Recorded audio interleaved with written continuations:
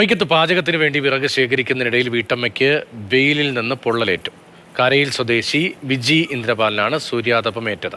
മുഖത്തും കഴുത്തിലും കൈകളിലുമാണ് പൊള്ളൽ. മുറ്റത്ത് അടുപ്പത്ത് തീ എത്തിച്ച സമയത്ത് ഭയങ്കരമായിട്ട് ചൂടുണ്ടായിരുന്നു. വെയിലിൻ്റെ ചൂട് കൊണ്ട് പുറത്ത് തീ എത്തിക്കാനൊക്കെ പെരുക്കി നടന്ന് കത്തിച്ച് കഴിഞ്ഞപ്പോഴത്തേക്കും ഇങ്ങനെ തടിച്ച് ഇങ്ങനെ പൊങ്ങി വന്നു. അത് കഴിഞ്ഞിട്ട് ഭയങ്കര നീറ്റിലും പുകച്ചിലും ഒക്കെ ആയിക്കഴിഞ്ഞിട്ടാണ് ഡോക്ടറെ കണ്ടത്.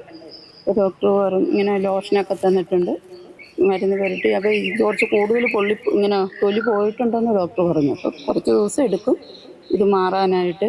അപ്പോൾ ഇതിന് മരുന്നും ഗുളികയൊക്കെ തന്നിട്ടുണ്ട്.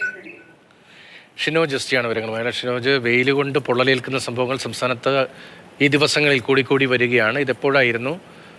സമാനമായ സംഭവങ്ങൾ കോട്ടയത്തുണ്ടോ? മുന്നറിയിപ്പ് പ്രത്യേകമായി ഉണ്ടോ?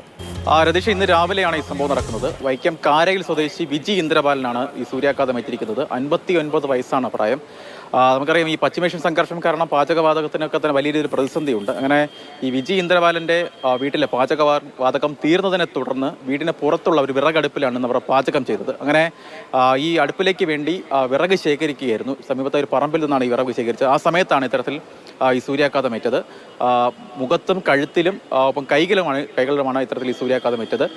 ഈ നീറ്റലും ഒപ്പം തന്നെ ഈ തൊലിപ്പുറത്തൊക്കെ തന്നെ നീർക്കുമിള പോലെ അനുഭവപ്പെട്ടതിനെ തുടർന്നാണ് ഈ വിജി ഇന്ദ്രപാലൻ സമീപത്ത് തന്നെയുള്ള ഒരു സ്വകാര്യ ആശുപത്രിയിൽ ചികിത്സയ്ക്ക് വേണ്ടി എത്തിയത്. അപ്പോഴാണ് ഇത് സൂര്യാഘാതമാണെന്ന് അവർ പോലും തിരിച്ചറിയുന്നത്. എന്തായാലും ഈ ചൂട് കാരണം വീടിന് പുറത്തിറങ്ങാൻ പോലും കഴിയാത്ത അവസ്ഥയിലേക്ക് മാറിയിരിക്കുകയാണ്.